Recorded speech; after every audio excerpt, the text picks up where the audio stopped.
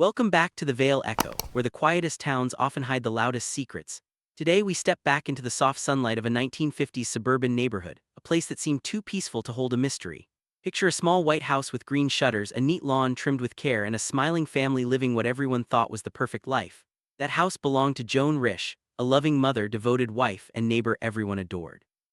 Each morning Joan could be found in her tidy kitchen, the warm aroma of breakfast drifting through floral curtains. Her husband Martin left early for work, and Joan spent her days with their two children, smiling, reading, and tending to the home. But behind that perfect picture, something darker was brewing. Joan had a quiet fascination with crime stories, books about disappearances, murders, and missing women. Neighbors thought it was harmless curiosity, but for Joan it seemed like more than that.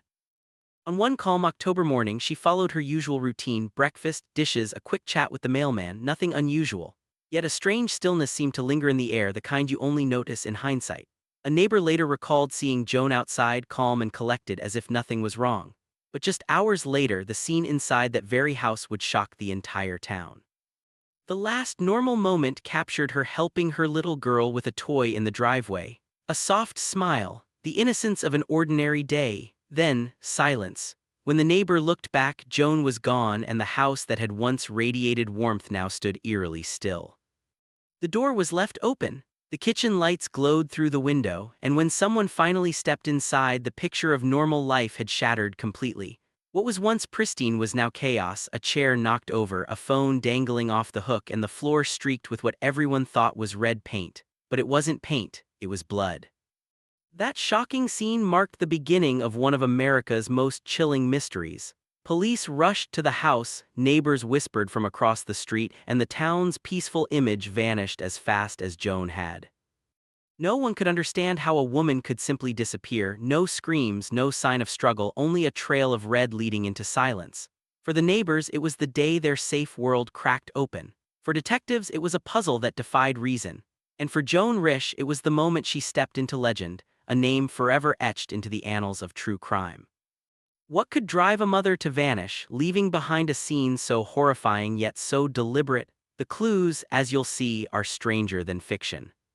Because sometimes the perfect life is just the perfect disguise. The morning sun was still gentle when the first sign of trouble began to ripple through the quiet neighborhood. A mailman walked up the path to the Risch house, delivering the daily letters. He noticed nothing out of place, just another calm day in suburban bliss. But not long after, a neighbor glanced from her kitchen window and saw something that didn't quite sit right. Joan's car was in the driveway, her little girl was outside, but Joan herself was nowhere to be seen. At first, no one panicked. Maybe she'd stepped next door, maybe she was gardening, maybe it was nothing. But as time passed, the silence around that house began to feel heavier, like the world was holding its breath. The child, too young to understand, mentioned something innocent yet chilling: "Mommy's gone and the kitchen is covered in red paint." When the neighbor stepped closer, she saw the front door slightly ajar, swinging with the autumn breeze. Inside, sunlight spilled across the hallway, but the peace of the home was gone. The air was thick, and every step deeper into the house revealed something more wrong. Then came the kitchen. It looked as if a storm had passed through. Drawers half open, a chair toppled, and the telephone off the hook, the receiver dangling like a forgotten cry for help. But what froze her blood was the floor. Splattered across it, smeared on the walls and cabinets, was a deep crimson stain, so thick and shocking it was almost too much to process. At first glance it could have been paint, but the metallic scent in the air told the truth. It wasn't paint, it was blood. Moments later, police arrived, their sirens slicing through the suburb's fragile calm. They stepped into the kitchen, their faces shifting from curiosity to disbelief. "Is it possible she's hurt, or did she do this herself?" one whispered. They examined every inch: the phone with a bloody fingerprint, the trail that seemed to lead toward the back door and then oddly stopped. Outside, neighbors gathered in small, fearful clusters, whispering theories, their eyes darting to the window of the Risch home as if afraid Joan might still be watching. Officers marked off the area, combing the yard for signs of struggle. And as the sun began to dip, a search team entered the nearby woods, their flashlights cutting through the growing darkness. Every clue led to another dead end. No weapon, no body, no sign of forced entry, just that unnerving kitchen scene and the blood, so much blood that investigators couldn't tell if Joan could have survived losing it, yet somehow there was no body. What truly puzzled detectives was the strange calmness of the scene. The chaos looked deliberate, almost staged, as if someone wanted to send a message, or maybe Joan herself had written one. By nightfall, her husband Martin returned to flashing police lights, chaos, and questions no one could answer. His wife was gone. The kitchen was soaked in blood, and the story that would haunt generations had only just begun. Because the day the red paint appeared was the day reality itself began to blur, night fell over the quiet Massachusetts town, and with it came a wave of confusion, fear, and unanswered questions. Detectives stood in Joan Risch's kitchen, staring at the crimson stains, the open phone line, and the eerie silence that had replaced a once happy home. Outside, flashlights flickered through the trees as search teams scoured every inch of the nearby woods. Neighbors huddled on porches, whispering theories that grew darker with every passing hour. One neighbor swore she'd seen Joan earlier that day, walking up her driveway, looking dazed, clutching something in her arms. Another claimed she spotted a blue sedan parked oddly near the road, engine running but no one inside. Police followed every lead, but each one ended the same way: nowhere. Joan Risch had vanished into thin air. Her husband Martin returned home to chaos. Police cars lined the street, reporters began to gather, and his children waited in the arms of neighbors. When he entered the kitchen and saw the blood, his knees nearly gave out. "This can't be hers," he whispered, but the evidence said otherwise. The blood matched Joan's type. There was no sign of anyone else hurt, no sign of robbery, no reason for violence, just absence and silence. Detectives began piecing together the puzzle.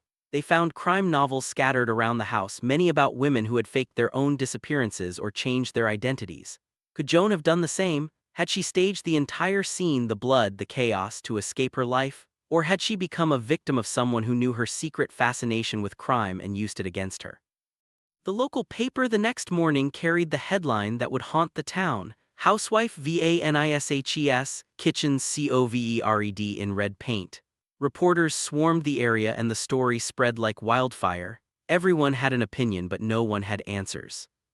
Weeks turned into months. Police chased countless tips, sightings of a woman who looked like Joan in distant towns, a mysterious car, a suitcase left at a bus station. Every lead dissolved into nothing. The case went cold, but the questions never stopped echoing. Years later, an aging detective would sit alone in his office, staring at the old case file. The photos, Joan's smiling face, the crimson kitchen, the open door, still stared back at him. He'd run the evidence 100 times, but nothing ever made sense. No closure, no confession, no trace, just a lingering chill, as if the case refused to die. Outside, the Risch house still stood, quiet, empty, and ordinary, but to those who remembered, it was a monument to mystery. Some believed Joan had escaped a life she no longer wanted. Others were sure she met a darker fate. Even today, the story of Joan Risch remains one of the strangest unsolved disappearances in American history, a tale of blood, silence, and secrets that no one could untangle. Because sometimes, the most haunting mysteries aren't the ones that end in tragedy. They're the ones that never end at all.